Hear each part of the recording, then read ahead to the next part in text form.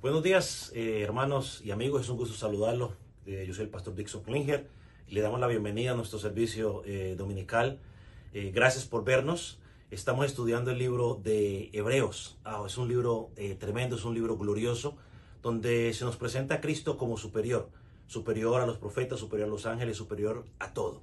Así que queremos a través del estudio de este libro mostrar de que el pacto que Jesucristo trajo es superior a lo que había antes, es superior a lo que cualquier hombre te puede ofrecer. Así que te invito para que te quedes con nosotros, tomes nota de lo que estamos diciendo, tomes tu Biblia y en unos minutos comenzamos. Dios te bendiga.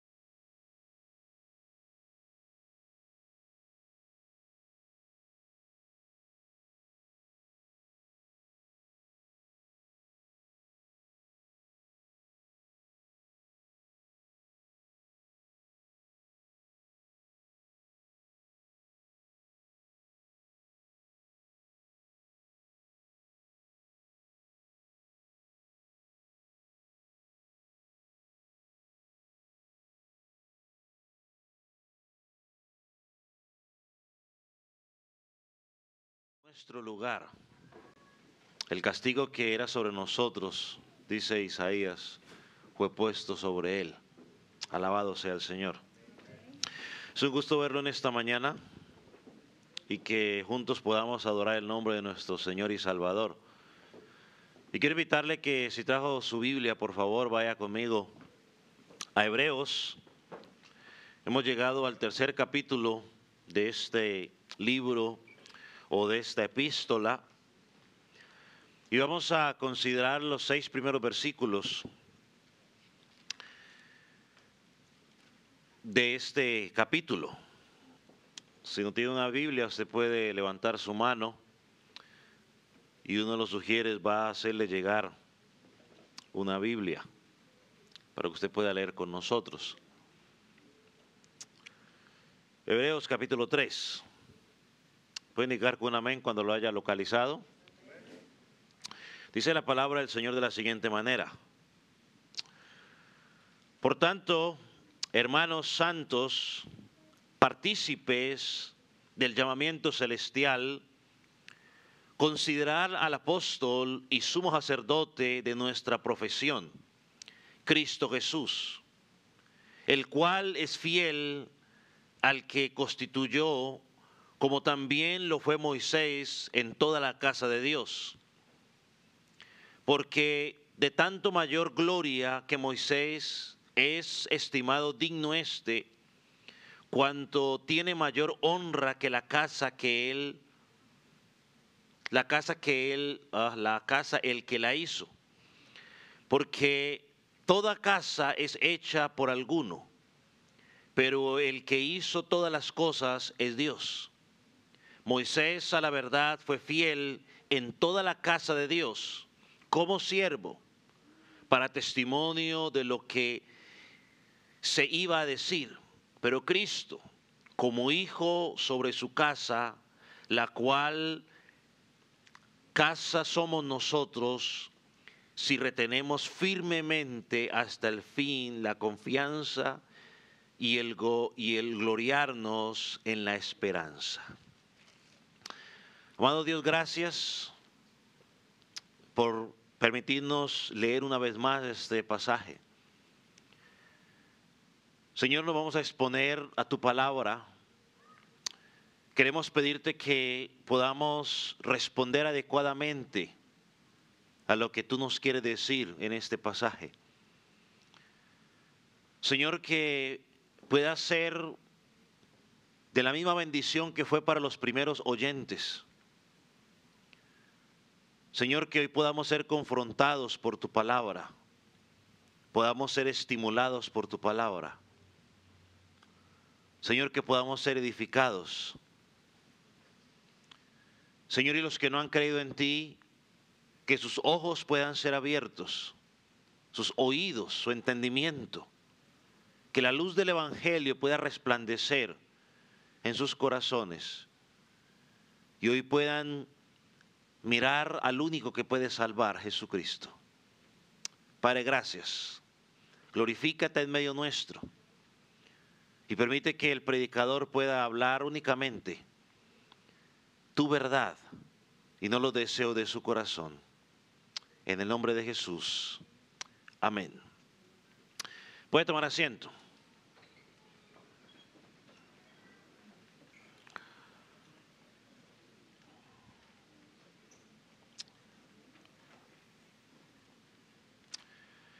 Al empezar a estudiar este capítulo 3, quiero recordar algo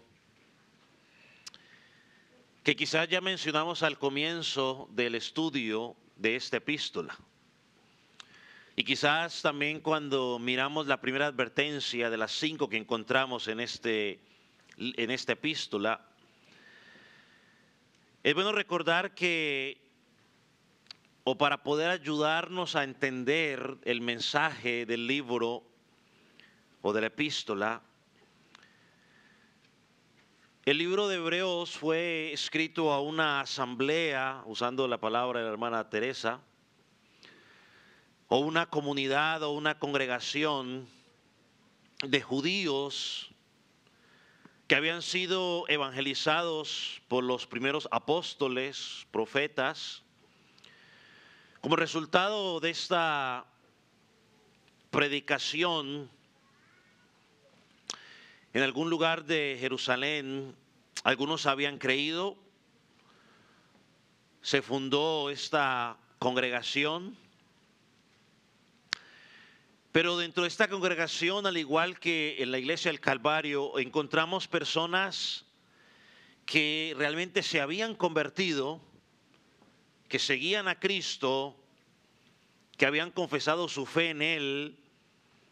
Pero también encontramos otro grupo de personas que en algún momento los hemos llamado simpatizantes, que ellos estaban convencidos intelectualmente, pero que nunca habían dado el paso de creer o tener fe o arrepentimiento. Es como los hijos nuestros que han crecido en el Evangelio y todavía no han confesado su fe. Ellos intelectualmente saben muchas cosas del Evangelio. Intelectualmente lo saben.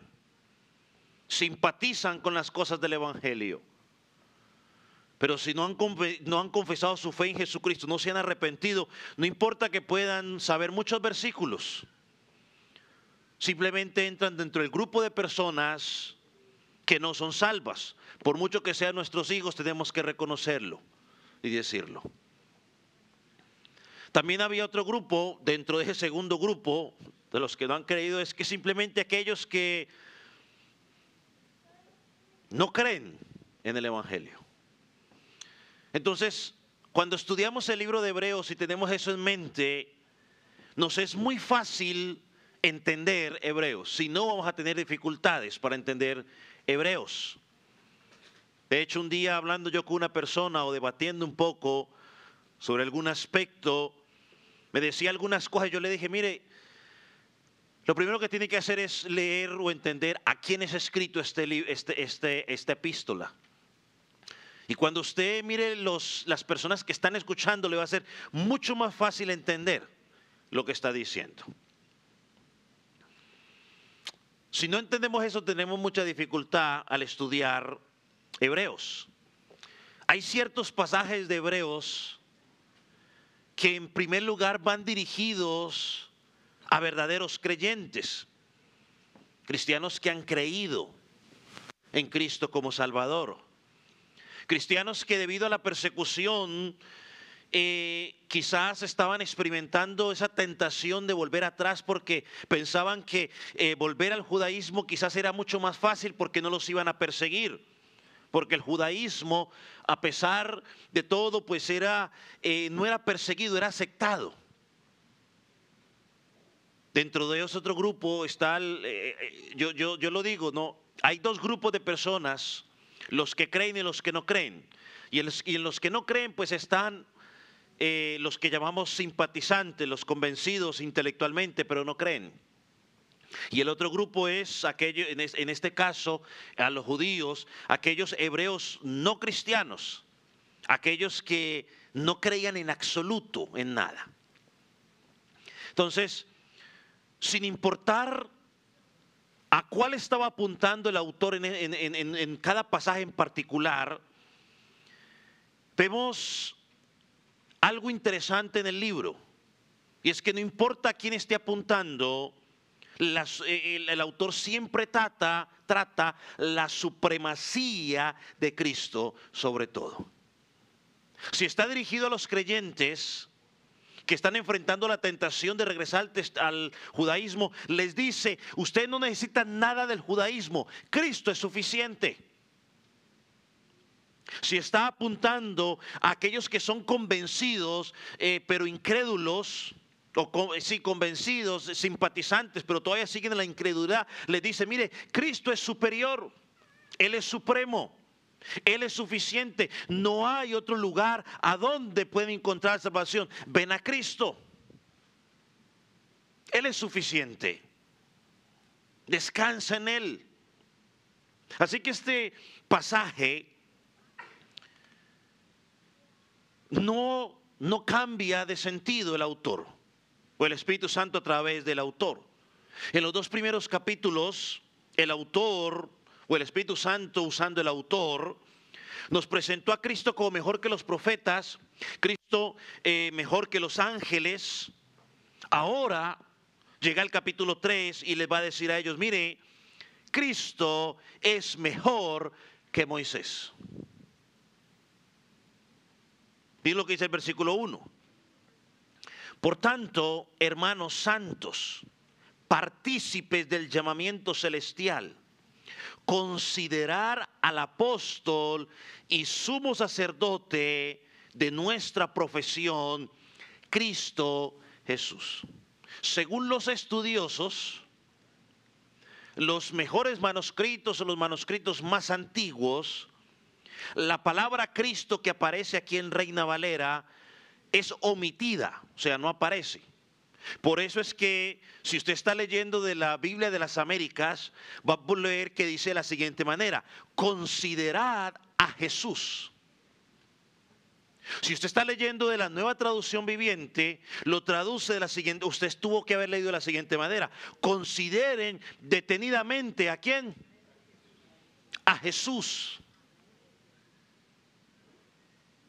Entonces esto es clave porque ahora lo que va a hacer el autor es llamarnos a considerar a Jesús. Considera a Jesús. Es mejor que Moisés. Ahora, la pregunta que nos vamos a hacer o que nos tenemos que hacer es, ¿y por qué era para el autor tan importante probar que Jesús era mejor que Moisés? ¿Por qué cree usted? Hermano, la respuesta es simple. Porque Moisés para los judíos, en la mente de ellos, significaba mucho para ellos. Los seres humanos tendemos a endiosar a los hombres. Ellos tenían a Moisés no como un dios, pero sí lo tenían en una estima alta.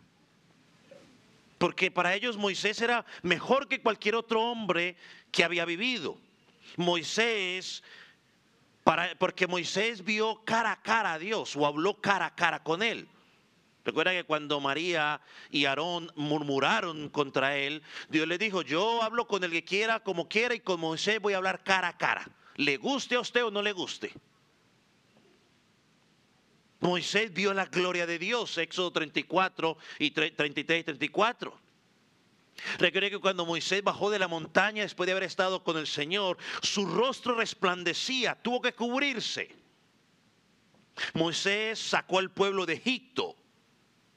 A Moisés fue en que Dios se le reveló con su nombre, el gran yo soy. Moisés era importante para ellos porque Moisés fue el que les presentó la ley. Para ellos Moisés y la ley eran sinónimos, iban de la mano. Le dio los 10 mandamientos. No solamente Dios le dio los 10 mandamientos, sino que escribió todo el Pentateuco, es decir, los 5 primeros libros de la Biblia fueron escritos por él. Estableció las leyes levíticas, todas las leyes que lo regían. Él era el gran legislador para ellos. Incluso algunos de ellos creían que Moisés era aún más grande que los ángeles. ¿Por qué? Ya lo dijimos. Con los profetas Dios habló a través de visiones. Con Moisés habló cara a cara. Le habló de la zarza ardiendo. Le habló desde el cielo. Cuando le dio los mandamientos, lo escribió con su propio dedo. O sea que Moisés para ellos estaba por encima de cualquier otro hombre que haya vivido en el pueblo judío. De bebé Dios lo preservó en la cuna esta para que no muriera. Y cuando murió, Dios mismo clavó su tumba, ¿no? Y entre esos 2 puntos de su vida, Dios hizo milagro tras milagro tras milagro a través de este hombre. Así que para ellos era aquí. Entonces para el Espíritu Santo, usando el autor humano, era importante llevar a la audiencia a entender que sí, Moisés tuvo un papel importante dentro del plan de Dios para ellos, pero que Jesús era mucho mejor. Tenían que considerar, Jesús está por encima de él. Y eso es lo que él va a argumentar. Jesús es mejor que Moisés en su obra, en su oficio y en su persona. Y eso lo vamos a mirar hoy. En su oficio lo presenta como el apóstol y sumo sacerdote. En su obra como el constructor de una mejor casa. Y en su persona porque Él es el Hijo de Dios. Moisés era un siervo, Jesús es el Hijo de Dios. Por eso es superior vamos a mirar primero superior en su oficio, aunque bueno, antes de entrar a eso vamos a mirar mejor la introducción de cómo comienza el autor. Dice, por tanto, traduce nuestra Biblia. ¿Qué significa esta palabra por tanto? Bueno, que lo que va a decir está sustentado por lo que él ya dijo. Otra forma de decirlo sería de la siguiente manera. Por tanto, sobre la base de todo lo que acabo de decir, considera ahora a Jesús. Y usted dirá, pastor, ¿y qué fue lo que acabo de decir? Bueno, todo lo que dijo en el capítulo 1 y capítulo 2. ¿Qué dijo en el capítulo 1 y capítulo 2? Que Jesús es mejor que los ángeles. Que Jesús es el capitán de la salvación. Que nos ha dicho que Él es el que es quien santifica. Nos ha dicho que Él es el que nos llama hermanos. Nos ha dicho que Él ha destruido a Satanás y a la muerte. Nos ha dicho que por su obra Él nos ha liberado de la esclavitud. Entonces, en base a todo eso que he dicho, ahora consideren a Jesús. Considérenlo. Hermano, y esta palabra considerar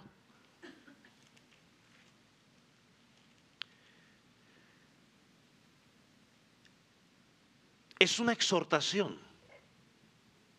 Es un imperativo. Y imperativo, hermanos, significa que es una ¿qué? Es una orden, es un mandato, no es una opción. Nosotros estamos acostumbrados a que nos den opciones. No, Dios no da opciones. Dios dice esto y se tiene que hacer.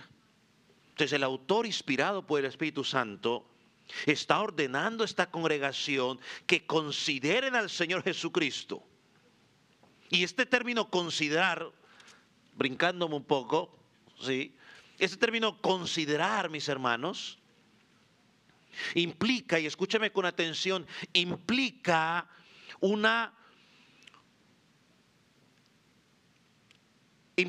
fijar nuestra atención cuidadosamente, atentamente sobre algo. Eso es lo que implica considerar. Implica fijar nuestra atención cuidadosamente en algo. También implica usar nuestro tiempo y nuestro enfoque, nuestro esfuerzo en meditar en algo importante. O sea que lo que el autor desea es que estos hermanos mediten en el sufrimiento, que en medio de la persecución, en medio del sufrimiento que estaban experimentando, en medio de las presiones que estaban experimentando, que consideren lo que Jesucristo hizo por ellos y que lo hagan cuidadosamente. Mire cómo lo traduce la traducción lenguaje actual, esa última parte. Pónganse a pensar seriamente en quién es Jesús. ¿Cuándo fue la última vez que tú y yo pensamos seriamente en quién es Jesús?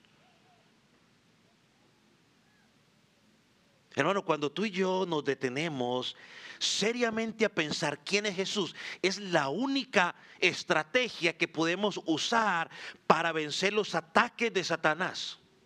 Cuando Satanás nos quiera seducir, o cuando el mundo nos quiera seducir, o cuando nuestros propios deseos carnales nos quieran seducir, hermanos, la respuesta frente a eso debe ser considerar seriamente o pensar seriamente quién es Jesús y qué hizo por nosotros. Lo acabamos de cantar en dos de los cánticos que entonamos el día de hoy. Solo así podemos enfrentar la vida cristiana. Solo así. Sigue diciendo el versículo, o bueno, regresándonos al versículo 1, porque algo que no dijimos. Dice, por tanto, hermanos santos, partícipes del llamamiento celestial.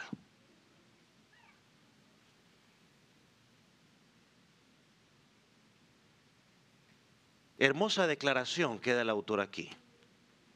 Hermanos santos. Pensemos en la palabra hermanos.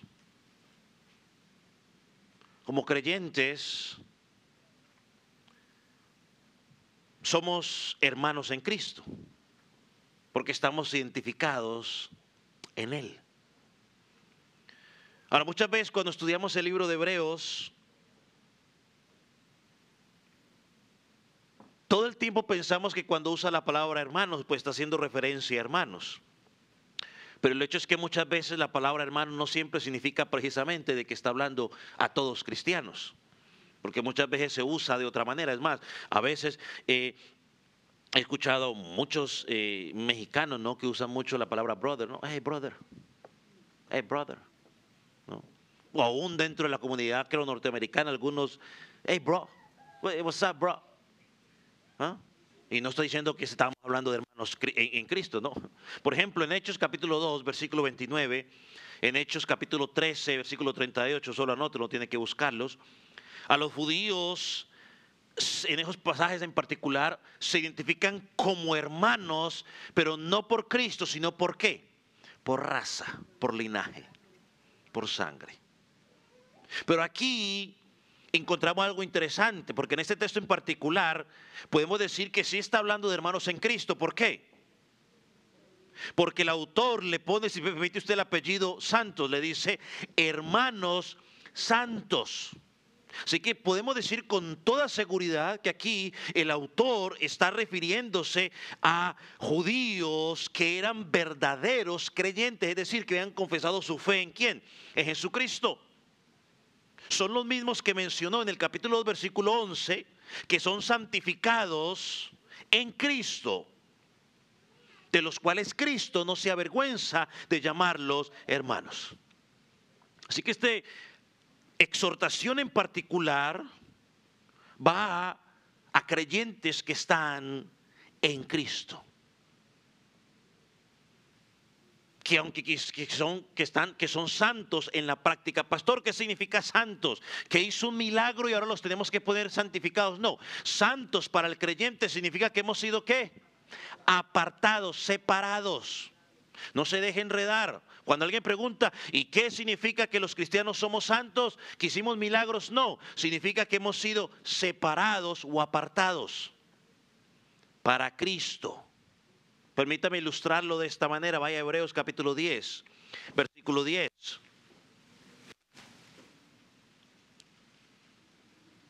Hebreos 10, 10, ¿lo tiene? Dice, y aunque aquí seguimos en algún momento pecando, estamos siendo santificados, dice Hebreos 10, 10. O sea, en nuestra posición en Cristo somos santos, dice Hebreos 10, 10. En esa voluntad somos santificados mediante la obra del cuerpo de Jesucristo, hecha una vez para siempre. Es decir, en Cristo y su obra somos santos. Cuando usted creyó en Cristo, fue hecho santo. Versículo 14 del mismo capítulo. Porque con una sola ofrenda hizo perfectos para siempre a los santificados, a los que han creído. Versículos 17 y 18. Y añade, nunca más me acordaré de sus pecados y sus transgresiones, pues donde hay remisión de estos, no hay más ofrenda por el pecado. Qué hermoso pasaje. Nunca me acordaré de sus pecados y transgresiones. Si estás en Cristo, o Dios dice, no me acordaré más de ellos. ¿Por qué? Porque ya alguien pagó por ellos en la cruz del Calvario. Entonces ya no hay pecado. Posicionalmente somos identificados como santos. Estamos apartados. Somos puros en nuestra posición. Dios nos ve de esa manera. Todos los cristianos en ese sentido somos santos delante de Dios.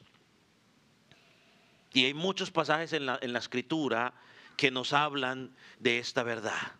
Ahora, para afianzar lo que está diciendo, para confirmarnos, mis hermanos, de que esta sección al menos la está hablando en particular a hermanos verdaderamente salvos, mire lo que añade. Los llama no solamente salvos, sino también ¿qué? Partícipes del llamamiento celestial. Los creyentes tenemos un hogar celestial. Vivimos en los lugares celestiales, como dice Pablo en Efesios, una de las bendiciones que tenemos. O sea, estamos aquí en este mundo, en esta tierra, pero no pertenecemos aquí. Aquí estamos como peregrinos o estamos de paso. Así que esos hermanos que estaban pasando por persecución, algunos que quizás estaban pensando regresar al judaísmo, el autor de Hebreos les recuerda lo que son en Cristo. Y eso es lo que tú y yo debemos pensar cuando estamos pasando por dificultades. ¿Quién soy en Cristo? Y esto no es una charla motivacional. No, ¿quién eres en Cristo? Eres alguien que ha sido apartado. Eres alguien que ha sido perdonado. Eres alguien que ahora vives para la gloria de Dios. Entonces el deseo del autor es que en medio de todo lo que estás viviendo, recuerdes o consideres lo que Cristo había hecho por ellos. Entonces, tanto los primeros creyentes del primer siglo como nosotros hoy en día, tenemos que entender y considerar lo que Cristo logró por nosotros en la cruz del Calvario. Vaya, por ejemplo, a Gálatas. Porque Cristo, mientras usted busca, Cristo se encarnó, tomó forma de siervo, con el fin de morir en la cruz del Calvario a favor nuestro. Antes éramos esclavos del mundo, antes éramos enemigos de Dios, pero por la obra de Cristo hemos sido adoptados, ya no somos enemigos. Miren lo que dice Gálatas, capítulo que le dije, 4, versículo 4, miren lo que dice. Pero cuando vino el cumplimiento del tiempo, Dios envió a su Hijo, nacido de mujer y nacido bajo la ley, para que redimiese a los que estaban bajo la ley, a fin de que recibiésemos la adopción de hijos. O sea que cuando crees en Cristo, no solo tus pecados son perdonados, no solo eres justificado, no solo estás siendo santificado, sino que has sido ¿qué? Adoptado. Y sigue diciendo, y por cuanto sois hijos, Dios envió a vuestros corazones el Espíritu Santo, el Espíritu de su Hijo, el cual clama, Abba Padre. Y Efesios nos dice que el Espíritu Santo viviendo en nosotros son las arras. ¿Qué son las arras? El anticipo, es la garantía que se está dando, que la promesa que se nos dio se va a ¿qué? A cumplir. Si estás en Cristo, estás seguro. Eso enseña la palabra. Así que ya no eres esclavo, dice, sino hijo. Y si hijo, también heredero de Dios por medio de tus fuerzas. ¿Qué dice ahí? Por medio de Cristo. Hermano, cuando Satanás y los deseos engañosos nos quieran seducir con el mundo, tenemos que considerar lo que Cristo hizo por nosotros. Miren lo que dice el texto, volviendo una vez más.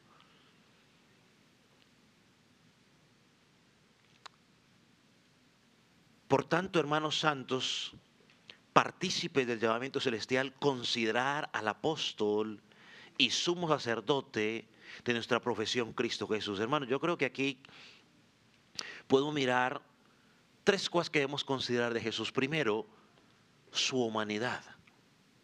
Hermanos, su humanidad es fundamental. Usted preguntará por qué. Porque estos primeros lectores estaban batallando, ya lo dijimos. Ellos tenían el problema para entender que Dios se hubiera hecho hombre. Bueno, creo que algunos hoy en día todavía tienen ese problema. Pero el autor en el capítulo 1, capítulo 2, nos muestra que Jesús, a pesar de que se hizo hombre, ¿era qué? Era Dios. Ellos debían considerar cuidadosamente que Dios había decidido habitar en medio de nosotros a través de su Hijo, que sufrió en este mundo por nosotros, que fue a la muerte por nosotros. Eso lo vimos en el capítulo 2, en la primera advertencia que nos debe llevar a reflexionar a nosotros es: ¿cómo le vamos a dar la espalda a Jesús sabiendo todo lo que hizo por nosotros? ¿Cómo vamos a volver a las prácticas del mundo? ¿Cómo vamos a adoptar lo que el mundo hace para sentirnos cómodos o para sentirnos aceptados por ellos, después de todo lo que Jesucristo hizo por nosotros. Dejó su gloria en los cielos para hacerse uno de nosotros. Hermano, aquí podemos hacer una aplicación tú y yo.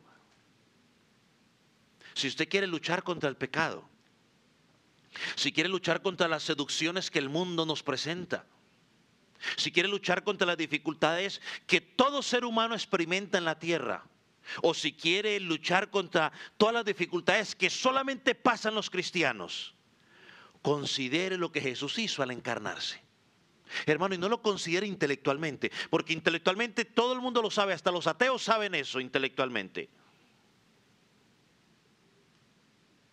No, considérelo espiritualmente, lo que significó que Jesucristo se encarnara. Lo segundo que podemos considerar en este pasaje, quizás está un poco más claro, es que debemos de considerar su apostolado. Pastor, su apostolado, ¿y eso cómo es? O sea, esta es la única cita que encontramos en el Nuevo Testamento que llama explícitamente a Jesús apóstol. Pero sin embargo es una realidad que presenta todo el Nuevo Testamento.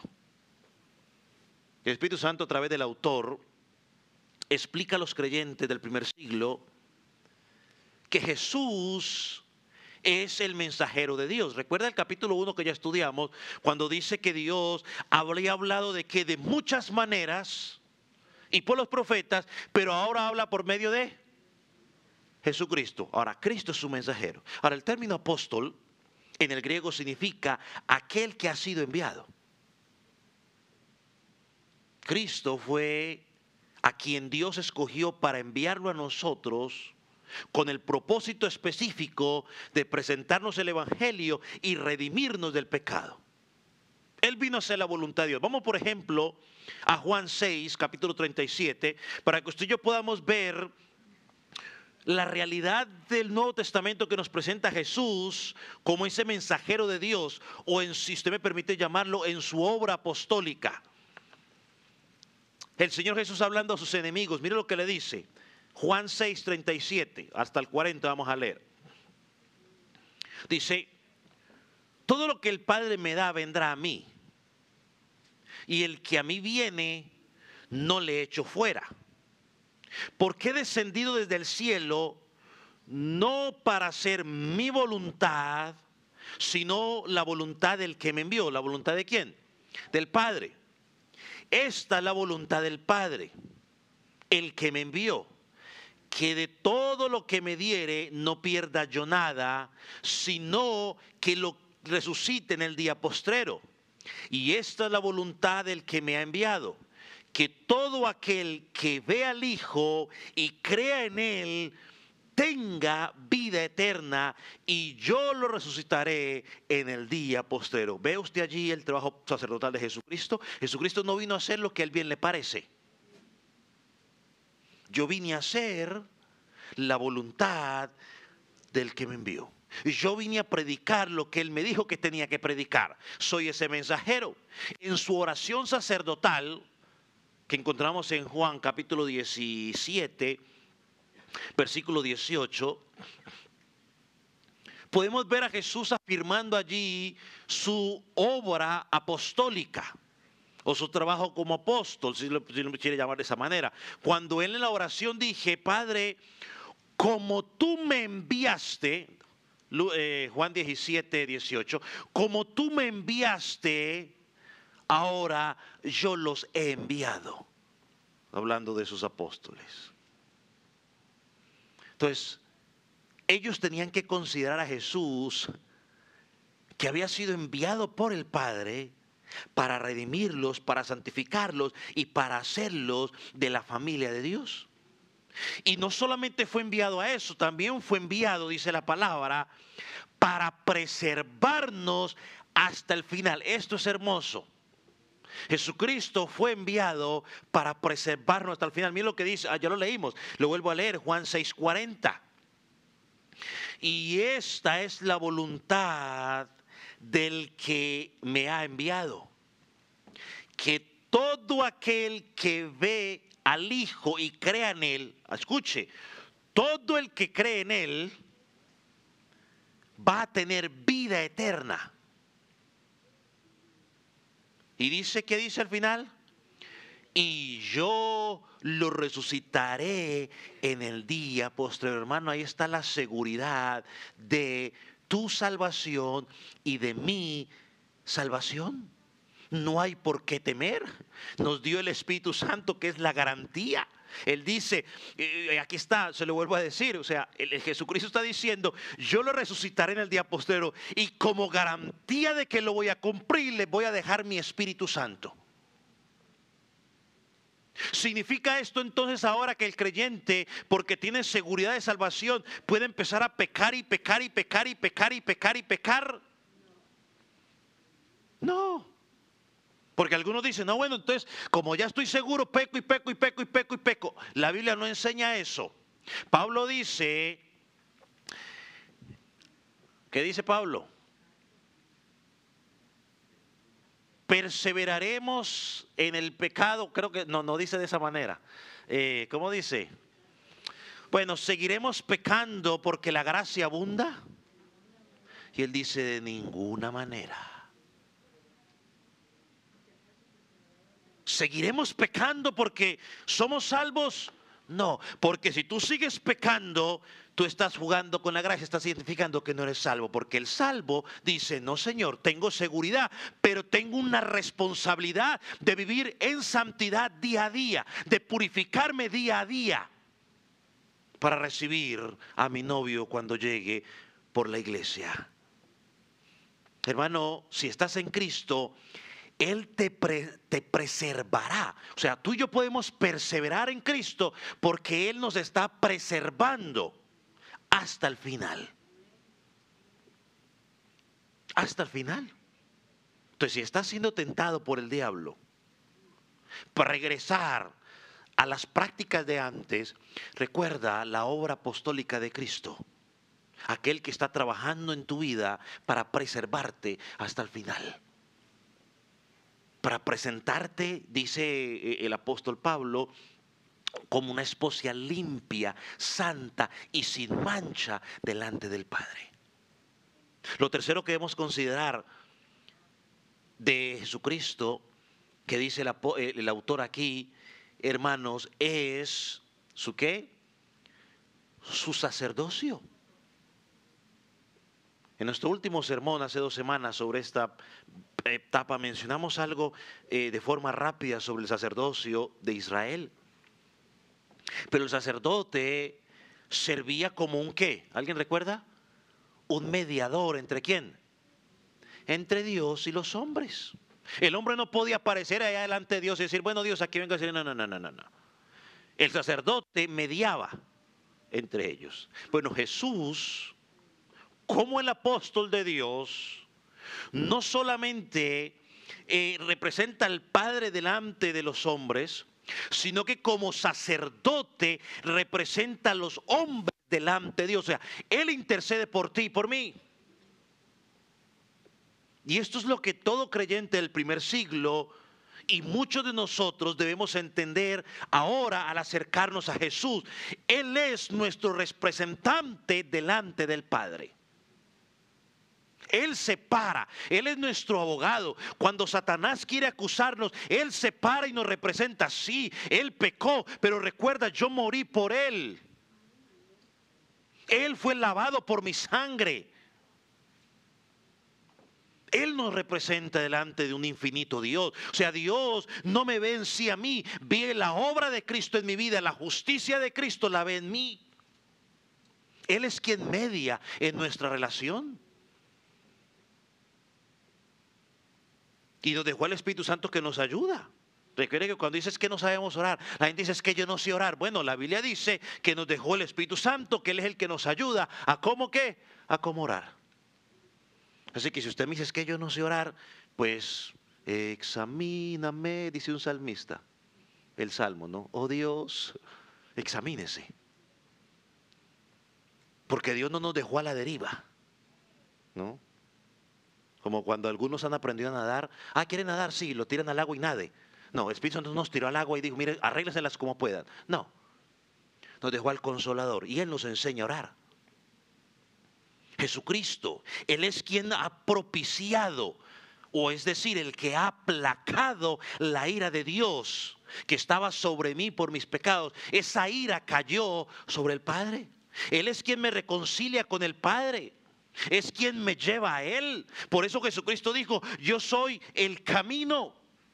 Oh, es que dicen por ahí, es que todos los caminos llevan a Roma, podrán llevar a Roma. Pero a Cristo, pero al Padre solo hay un camino y es Jesús.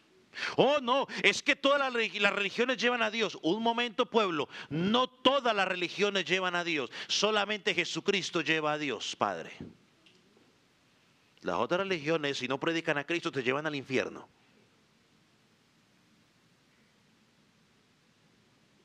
En Adán estábamos separados de Dios, pero en Cristo fuimos llevados de vuelta a la gloria del Padre.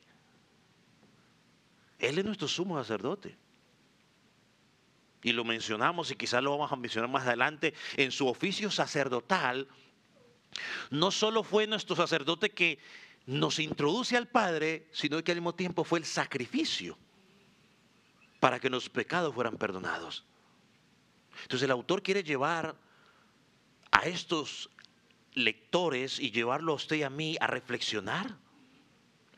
¿Cómo vamos a dejar que el mundo nos seduzca para que vivamos como el mundo, sabiendo todo lo que Cristo hizo por nosotros? Si ¿sí, hermano, que nosotros tenemos batallas que el mundo no tiene? El mundo no tiene que estar pensando en eso. Si al mundo lo invita a una pachanga, él no tiene que estar pensando, no, él tendrá que estar pensando en qué se va a poner. Bueno, el creyente cuando llega la invitación a las pachangas empieza a preguntarse, bueno, ¿traerá esto gloria a Dios? ¿Será esto edificación para mi vida? ¿Será el nombre de Cristo glorificado?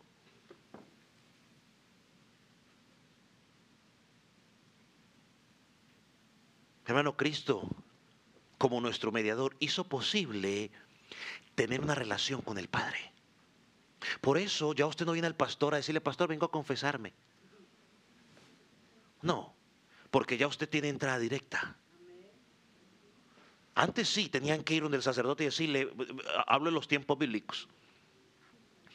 No, estoy haciendo referencia a eso, aunque cualquier parecido a la realidad es mera coincidencia.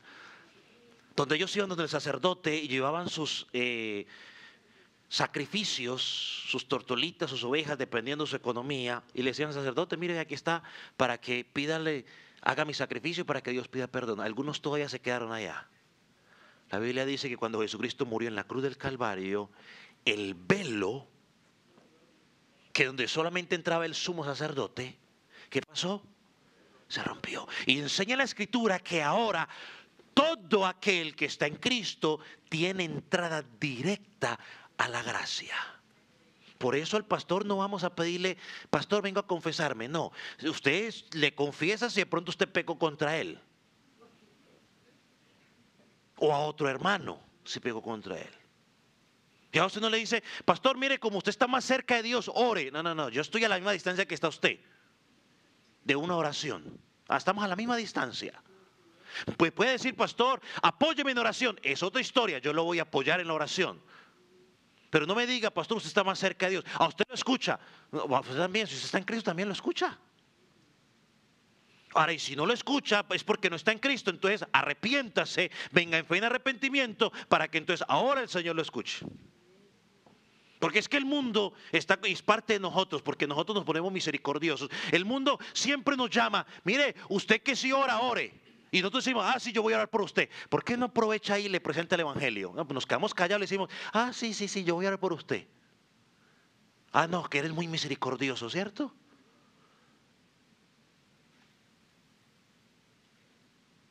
¿Por qué no le predica el evangelio y le dice, mira, yo quiero presentarte el evangelio para que tú también puedas orar?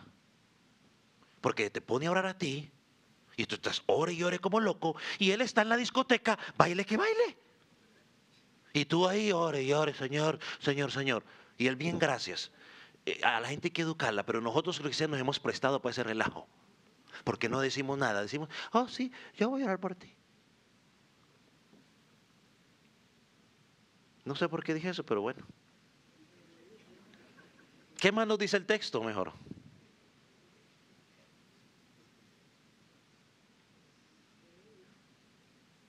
Debemos considerar que Jesús es mejor que Moisés si queremos contrarrestar los ataques del enemigo. Miren lo que dice, versículo 3. Porque, bueno, aunque no era parte del sermón, tiene una buena aplicación, así que podemos ponerlo a aplicar. Porque de tanto mayor gloria que Moisés es estimado digno cuanto tiene mayor honra que la casa el que la hizo. Ahora, podemos considerar atentamente que Jesús es mejor que todo. Este es el tema que el apóstol, que el autor, trata durante toda la epístola. ¿Y por qué es superior Jesús que Moisés? ¿En qué sentido? Mire, aquí encontramos algo más. Jesús es superior, en primer lugar, en la fidelidad de Jesús. Eso es lo que nos dice el autor. La fidelidad de Jesús es mejor que Moisés. Ellos tenían a Moisés en estima. Aquí en el versículo 2, por ejemplo, nos dice, el cual es fiel al que lo constituyó, como también lo fue Moisés en toda la casa de Dios. Así que Moisés era fiel. En el versículo 5 se nos dice, y Moisés a la verdad fue fiel en la casa de Dios. Ahora, el autor no quiere menospreciar a Moisés, todo lo contrario. El autor está reafirmando la fe, la fidelidad de Moisés, lo que Dios hizo por medio de él. Pero a pesar de que Moisés fue un gran instrumento en las manos de Dios, todos sabemos que Moisés no fue perfectamente fiel. ¿O alguien tiene alguna duda de que Moisés no fue perfectamente fiel? Él no fue perfectamente fiel. ¿Sabe por qué no fue perfectamente fiel? Porque simplemente era un hombre como usted y como yo. Era un hombre sujeto, usando la terminología que se usa de Elías, un hombre sujeto a pasiones, como las suyas y las mías. Moisés fue un hombre que pecó igual que usted y como yo. Es más, uno de sus pecados le impidió cumplir la tarea que Dios le había enviado. Se dejó llevar por la emoción del momento, por la ira, y ese pecado le costó entrar el pueblo a la tierra prometida, que era por lo cual Dios lo había llamado. ¿Quién terminó entrando al pueblo? Josué. Y murió, dice la palabra. ¿Dónde murió Moisés? Mirando de lejos la tierra prometida. ¿Por qué? Porque no fue fiel perfectamente a Dios. En lugar de hablar, le dio un garrotazo a la roca.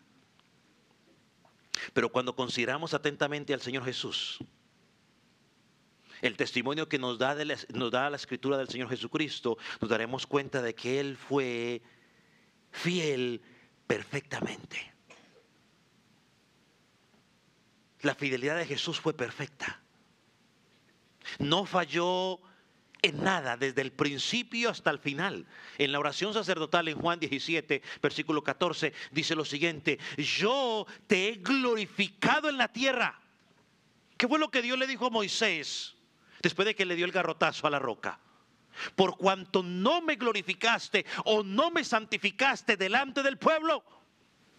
Y aquí Jesús dice: yo te he glorificado en la tierra, he acabado la obra que me diste que hiciera.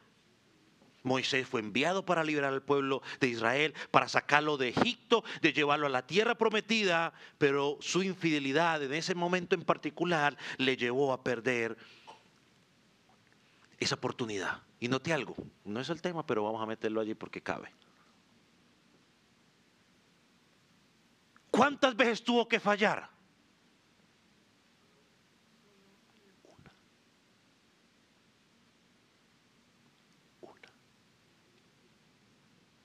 Una.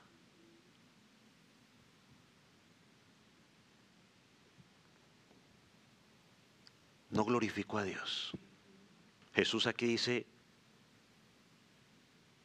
yo te he glorificado. Jesús perfectamente fue fiel. Cumplió plenamente su misión. Rescató a su pueblo a pesar de que lo hicieron enojar, le pusieron todo tipo de tentaciones posibles que usted y yo nos podemos imaginar. Lo querían hacer rey de todo. Los mismos apóstoles dijeron, Pedro con buena intención le dijo, ay Jesús, que eso no te acontezca.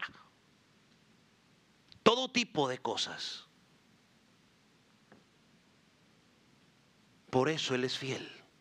Hermano, por lo tanto, nadie podrá arrebatar a su pueblo de sus manos, porque aquel que Él dice lo dio, se las dio, dice yo lo glorificaré. Hermano, queremos luchar contra las tentaciones de Satanás, contra las tentaciones del mundo, contra la moralidad, la inmoralidad del mundo. Debemos mirar la fidelidad de Dios. ¿Cómo vamos a ser fieles a un Dios que ha sido fiel para con nosotros? Mire, lo segundo que podemos considerar sobre Jesús aquí, sobre la superioridad de Jesús sobre Moisés, tiene que ver con que la gloria de Jesús es mayor que la gloria de Moisés. Versículos 3 y 4, leo rápidamente. Porque de tanto mayor gloria que Moisés es estimado digno cuanto tiene mayor honra que la casa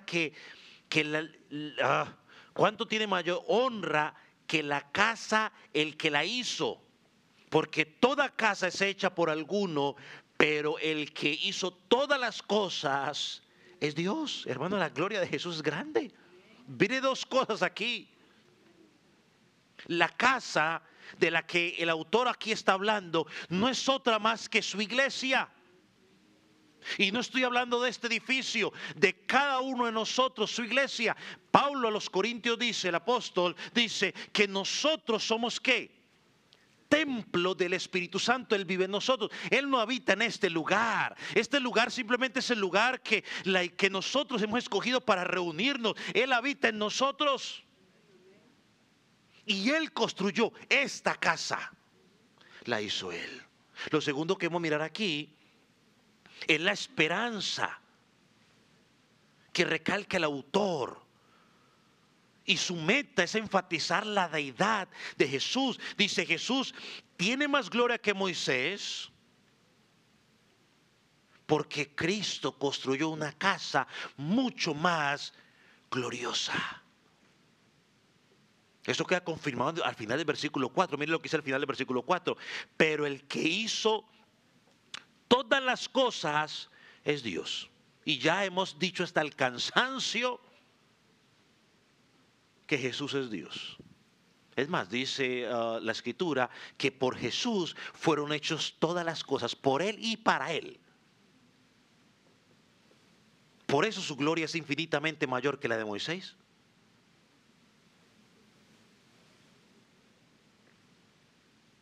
Isaías 43:7 dice lo siguiente.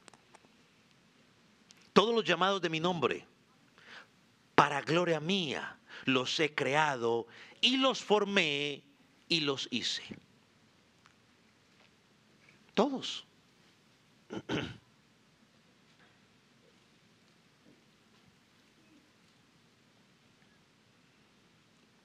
Y si va a Mateo 16:18.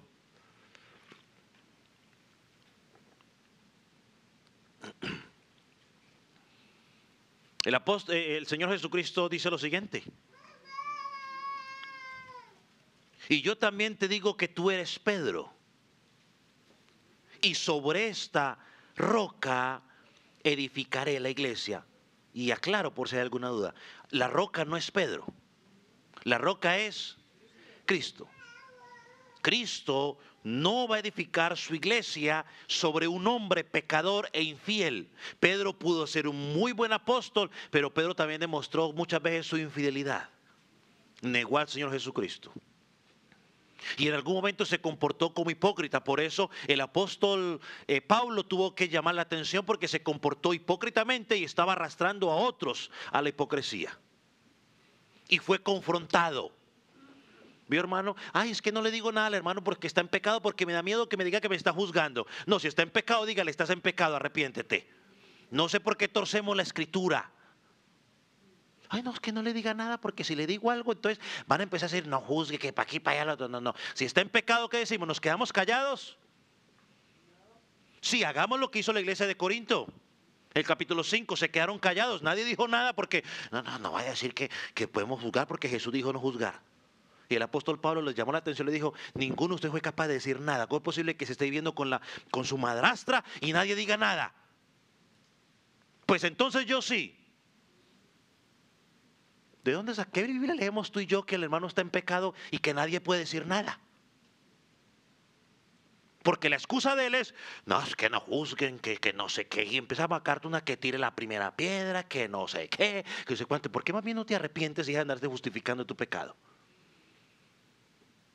Gálatas también dice, si alguno sorprende en pecado, vayan y qué, exhórtelo. Y eso sí dice, hágalo con amor, no vaya a ser que el día de mañana sea usted el que tengan que exhortar. Imagínense, o sea, ¿cuál es la excusa ahora para no decir nada? No, es que nos queremos ser más misericordiosos y en realidad lo que hacemos es que en lugar de ser bíblicos, somos antibíblicos. Pero sigamos aquí. ¿Dónde estaba? Aquí iba a leer.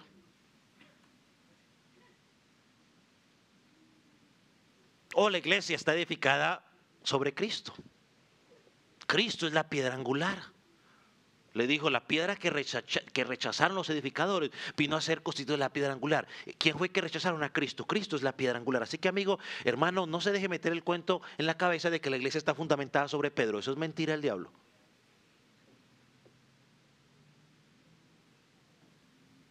Tercera cosa, para avanzar. Debemos considerar la dignidad de que Jesús es mucho mayor que la de Moisés. Moisés fue fiel en la casa de Dios. Él fue el instrumento que Dios utilizó para sacar a su pueblo. Pero el texto no dice que lo hizo ¿cómo? Versículo 5, ¿cómo lo hizo? ¿Nadie tiene la Biblia abierta? La hizo como siervo. Miren lo que dice el versículo 5. Moisés, a la verdad, fue fiel en toda la casa de Dios como siervo. Yo diría, pero como siervo. Ya el pero ya es énfasis mío. Fue un gran siervo, no lo podemos negar. Se equivocó, claro que sí, como en muchas ocasiones lo hemos hecho nosotros. Pero él fue un siervo fiel. Fue útil, pero fue un siervo. Al fin de cuentas fue un siervo. Pero de Jesús, cuando compara la fidelidad de Jesús, dice que Jesús fue ¿qué? Versículo 6. Pero Cristo, ¿qué? ¿Cómo qué? Como hijo sobre su casa, o sea, la casa que le pertenece a él. Jesús vino a construir un pueblo, no como siervo, vino como el hijo unigénito. Y ya estudiamos, como hijo de Dios, Él es Dios mismo. Él es digno de toda honra y de toda gloria. Ese es el rol.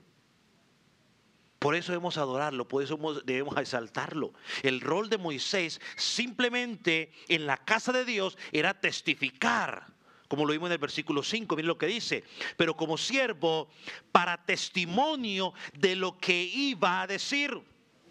Este es el rol de Moisés en la casa de Dios, dar testimonio acerca del Mesías que iba a venir. Recuerda cuando levantó la serpiente en el desierto, apuntaba ¿a quién?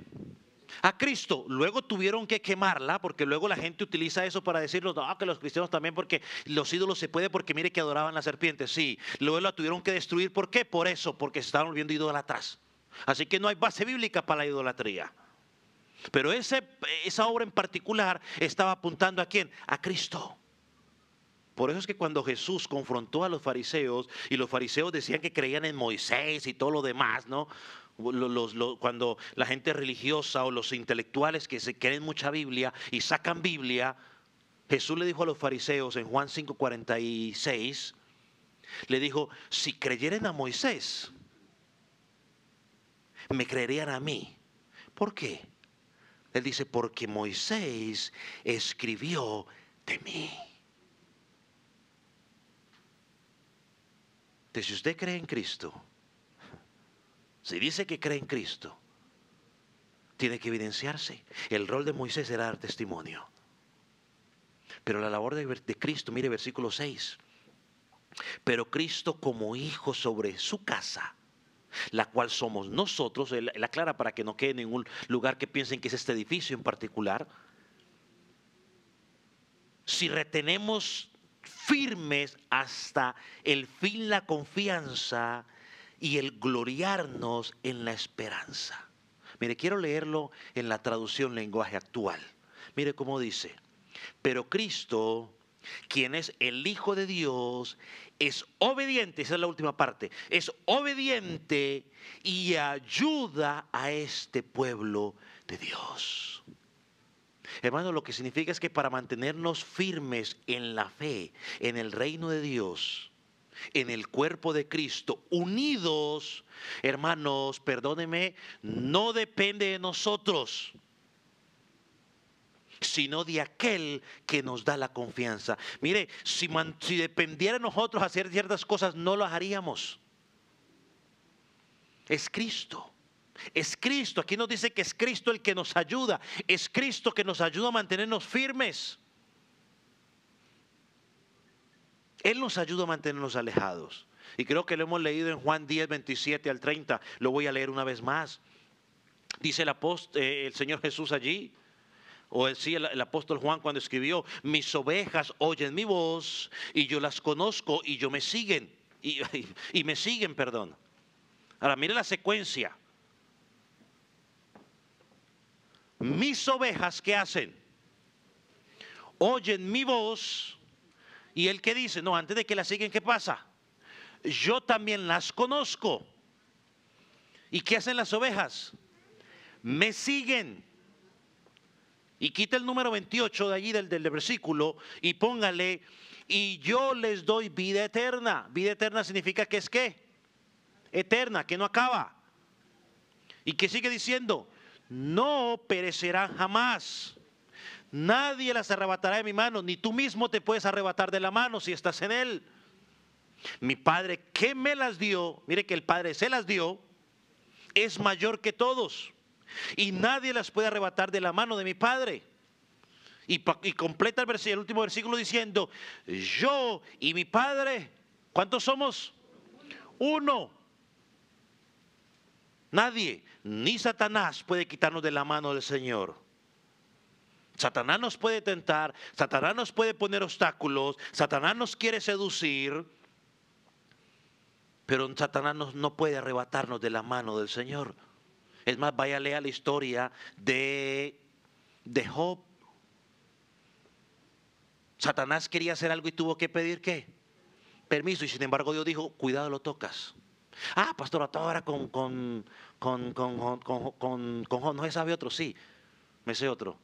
Pedro, acuérdate Pedro. Jesús dijo, Pedrito, Satanás ha pedido permiso para zarandearte. Ha pedido permiso para zarandearte. Yo no sé dónde sacan el encuentro de que Satanás puede hacer lo que quiere con nosotros. No, un momento, pueblo. Pidió permiso. Y Dios dijo, está bien pues, dale. Pero Jesús dice, pero yo he orado, he clamado. ¿Para qué? Para que tu fe no caiga. Y fue zarandeado. Pero ¿quién lo preservó? Dios. Cristo. Hermano, no es en nuestras fuerzas, Ahora, no me vaya a entrar en desobligación. El pastor dijo que es Dios, entonces yo ahorita me siento en la hamaca y que Dios haga todo. No, Señor. Ahí está nuestra responsabilidad. No me malinterprete, eso es un racionamiento de alguien que no conoce a Cristo o que simplemente no quiere aceptar lo que Dios está diciendo. Entonces, hermano, ¿quiere saber si usted ha caído en la trampa de Satanás y ha sido seducido por el mundo?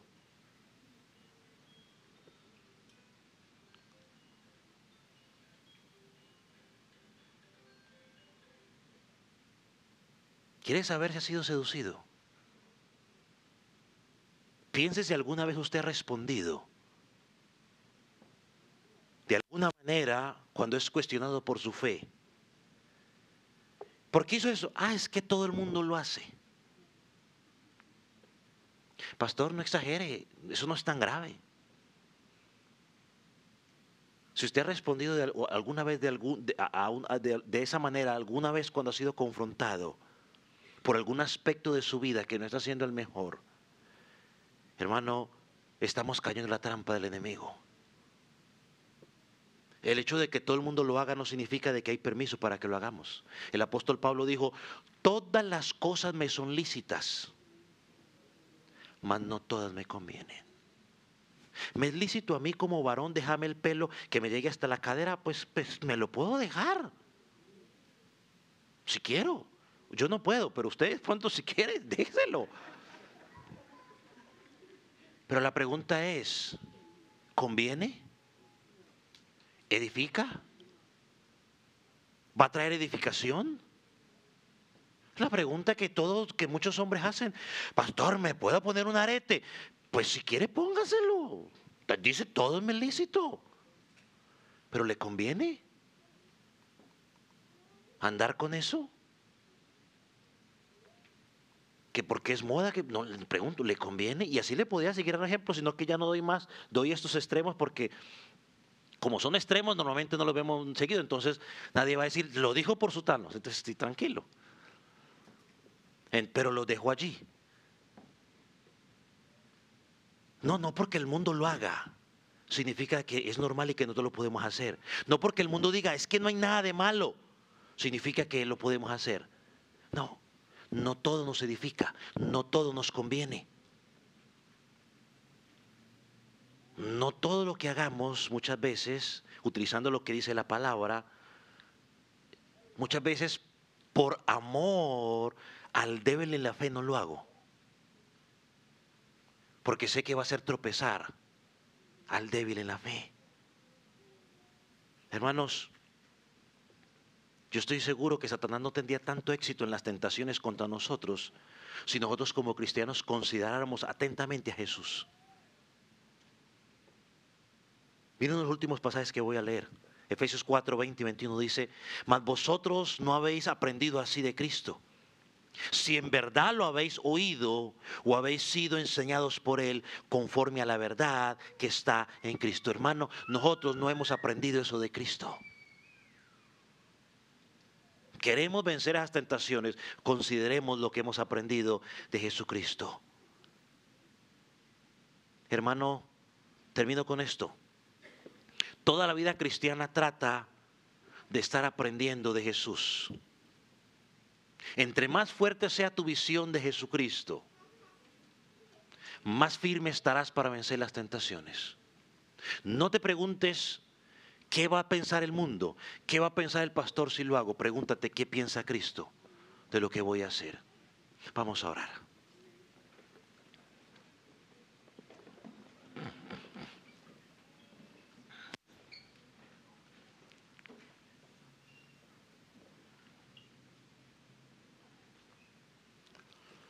Padre, gracias porque tu Espíritu Santo a través del autor de Hebreos nos presenta la superioridad de Cristo sobre Moisés. Señor, quizás nosotros no tenemos a Moisés en alta estima, pero sí, quizás a otros hombres sí los tenemos en alta estima. Señor, y pensamos muchas veces que lo que ellos dicen tiene mayor validez que lo que dice Jesús en su palabra. Perdónanos, porque aunque son grandes hombres de Dios, Señor, simplemente son hombres igual que nosotros. Padre, lo que tú has dicho tiene mayor peso. Señor, ayúdanos como creyentes a considerar lo que tú hiciste, a considerar tu obra, a considerar tu persona, a considerar tu misión, tu oficio. Señor, y enséñanos cada día a caminar bajo esa verdad. Señor, seremos tentados por el enemigo, seremos tentados por el mundo, seremos tentados por nuestros propios concupiscencias, como dice Santiago. Señor, pero podemos vencer si te consideramos a ti, lo que tú has hecho por nosotros. Señor, y si hay alguien aquí que no te conoce, que no ha creído en ti, Señor, que no tiene esa herramienta para contrarrestar las fuerzas de las tentaciones. Señor, mi oración es que hoy esa persona pueda confesar fe en ti, pueda creer en ti como Salvador, como Señor, para y así poder tener esa herramienta o esa gracia espiritual que tú has dejado para vencer la tentación. Padre, gracias. A ti sea la gloria, el imperio. En el nombre de Jesús. Amén.